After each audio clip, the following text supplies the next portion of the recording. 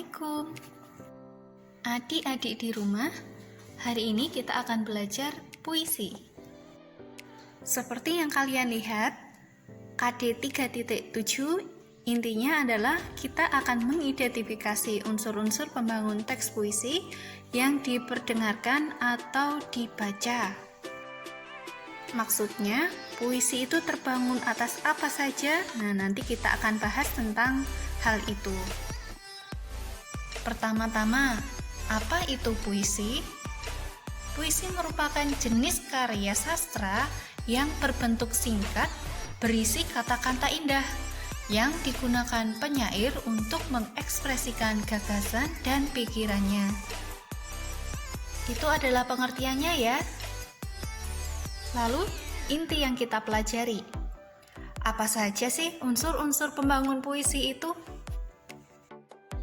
Jika kita lihat yang ada di slide ini, unsur-unsur pembangun puisi terdiri atas iri ditimang citra. Iri ditimang citra merupakan akronim dari irama, rima, diksi, tipografi, majas, dan citraan. Semoga dengan adanya akronim ini kalian dapat lebih mudah memahami unsur-unsur pembangun puisi. Langsung saja kita membahas dan melihat contoh-contohnya. Iri terdiri dari kata irama dan rima. Itu adalah hal yang berbeda. Perbedaannya, irama adalah naik turunnya nada. Sedangkan rima atau bisa disebut juga sajak adalah kesamaan bunyi-bunyi bahasa di akhir baris. Lebih jelasnya kita lihat contoh berikut ini. Irama, saya beri warna hijau. Jadi kita lihat setiap akhir baris memiliki nada naik dan ada yang nada turun. Itu adalah irama. Contohnya, berakit-rakit ke hulu, berenang-renang ke tepian. Nah, itu ada nada naik dan ada nada turun.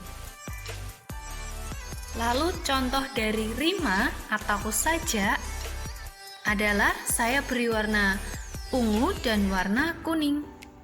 Sajak itu adalah kesamaan bunyi-bunyi bahasa. Contohnya, hulu, dahulu, dan ketepian dengan kemudian. Itu adalah sajak atau rima. Bisa dipahami ya?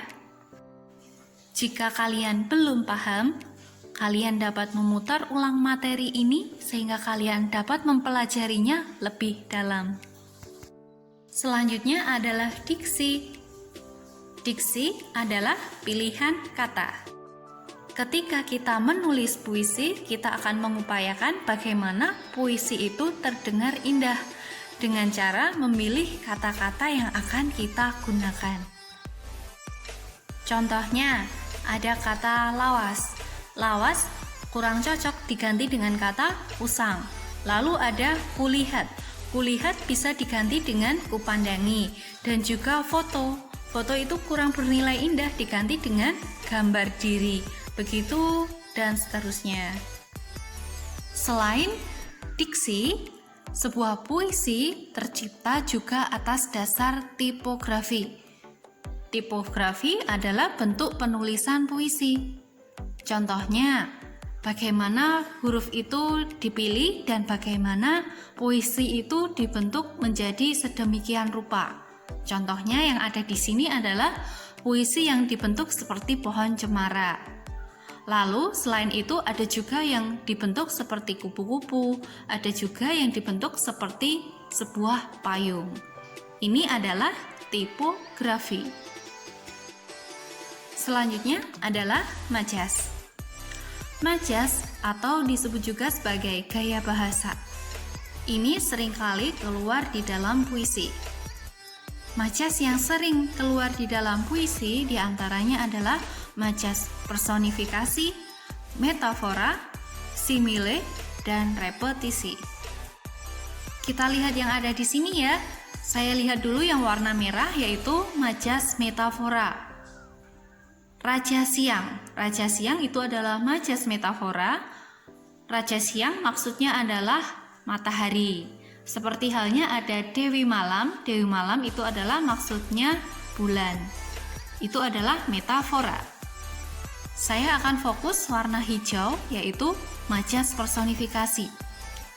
Rintik air hujan dengan girangnya melesat turun ke bumi. Ini adalah personifikasi karena benda mati memiliki sifat seperti manusia atau benda hidup. Contohnya, air hujan itu mati, tapi kok bisa turun? Ini adalah majas personifikasi. Seperti yang ada di bawahnya. Raja Siang maksudnya adalah matahari, tetapi bisa bersembunyi. Nah, ini juga termasuk majas personifikasi. Di bawahnya lagi ada majas lain, yaitu simile.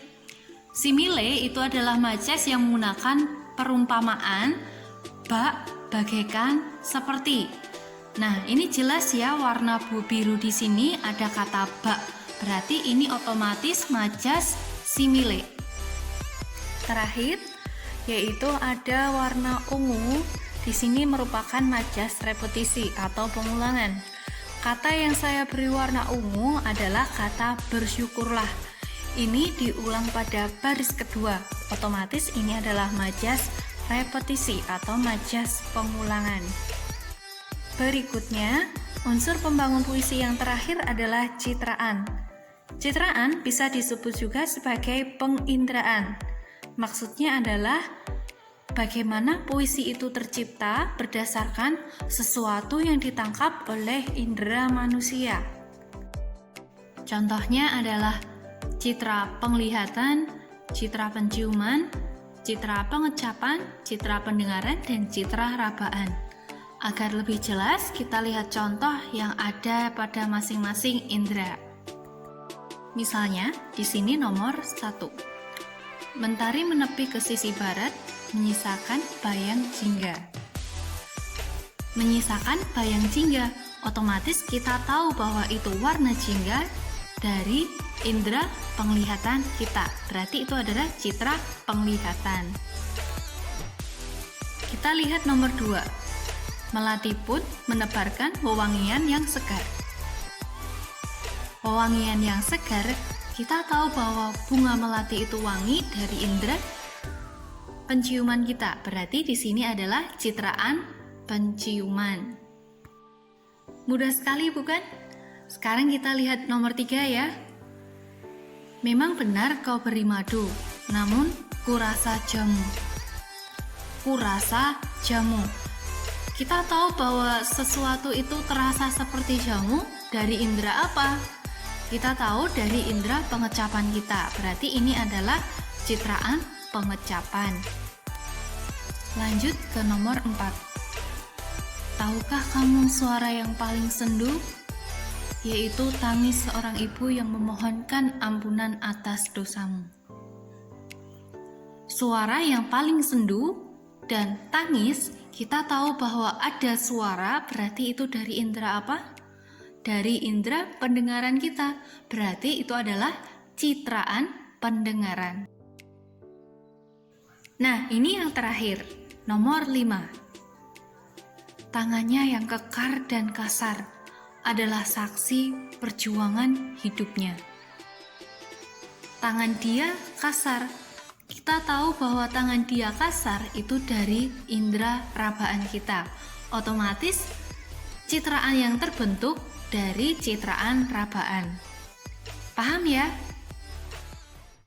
Nah, itu tadi adalah penjelasan saya tentang unsur-unsur pembangun puisi.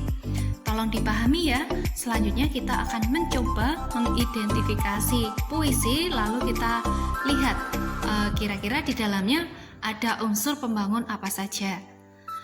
Sekian dari saya.